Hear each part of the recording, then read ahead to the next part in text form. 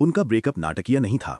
यह एक धीमी स्वीकृति थी कि दो लोग एक दूसरे से गहराई से प्यार कर सकते हैं, लेकिन अपने भविष्य से ज्यादा प्यार करते हैं। अनया हमेशा गगनचुंबी इमारतों में सपने देखती थी।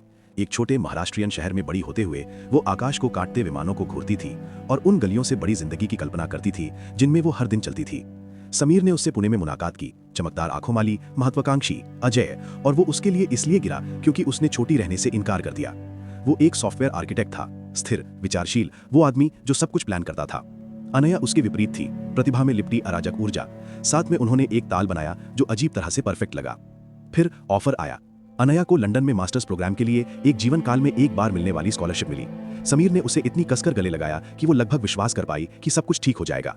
हम इसे काम करा लेंगे, उसने कहा। करेंगे, उसने जवाब दिया। लंदन ने उसे तुरंत बदल दिया। नई संस्कृति, नया आत्मविश्वास, नए सपने। लेकिन इसने वो भी बदल दिया जो वो चाहती थी। उनकी गोल्स बेमेल हो गईं।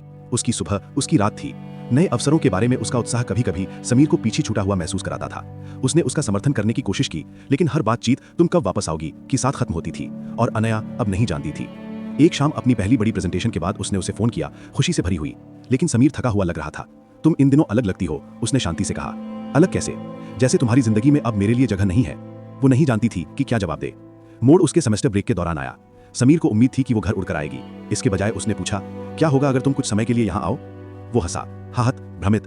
अनया में अपनी नौकरी ऐसे ही नहीं छोड़ सकता। उस पल में सच्चाई स्पष्ट हो गई। वे विपरीत दिशाओं में बढ़ रहे थे। वो उस दुनिया में फैल रही थी जिसका उसने हमेशा सपना देखा था।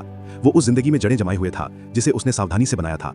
न तो कोई गलत था, न ही कोई खुद को खोए बिना समझौता कर सकता था।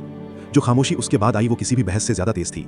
दोनों समझ गए, प्यार समस्या नहीं था, समय था, सपने थे, अलग अलग क्षितिज थे।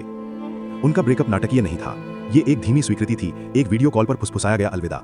दो लोग एक दूसरे से प्यार कर रहे थे, लेकिन अपने भविष्य से ज्यादा प्यार कर रहे थे। समीर ने उनकी तस्वीरें डिलीट कर दी, हर एक उनके होने के लिए एक छोटा अंतिम संस्कार। उसने खुद को काम में झोंक दिया, उन जगहों से बचा जो उसे उसकी याद दिलाती थी। उसके फोन को उसके गुड मॉर्निंग टेक्स्ट के लिए चेक किए बिना सोना सीख लिया।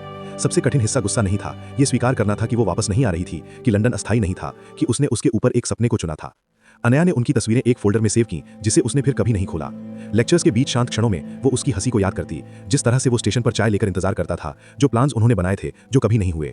उसने न केवल समीर के लिए शोक मनाया, बल्कि अपने उस वर्जन के लिए भी जो सोचती थी कि प्यार अकेले उम्मीद पर जीवित रह सकता है। सालों बाद किसी ने अनया से पूछा कि क्या उसे जाने का अफसोस है। वो रुकी, लंदन की स्काईलाइन को घूरते हुए, जिसकी उसने कभी सिर्फ कल्पना की थी। नहीं, उसने धीरे से कहा, लेकिन मुझे अफसोस है कि मेरे सपने को चुनने का मतलब किसी ऐसे को खोना था जो वास्तव में चाहता था कि मैं उड़ूं। समीर से जब यही पूछा गया तो उसने बस इतना कहा, मैंने सीखा कि कभी कभी किसी से प्यार करने का मतलब है उन्हें जाने देना, भले ही आपका हर हिस्सा चाहता है कि वे रुकें। दर्द ये नहीं था कि वे एक दूसरे से कम प्यार करते थे, दर्द ये था कि वे गहराई से प्यार करते हुए भी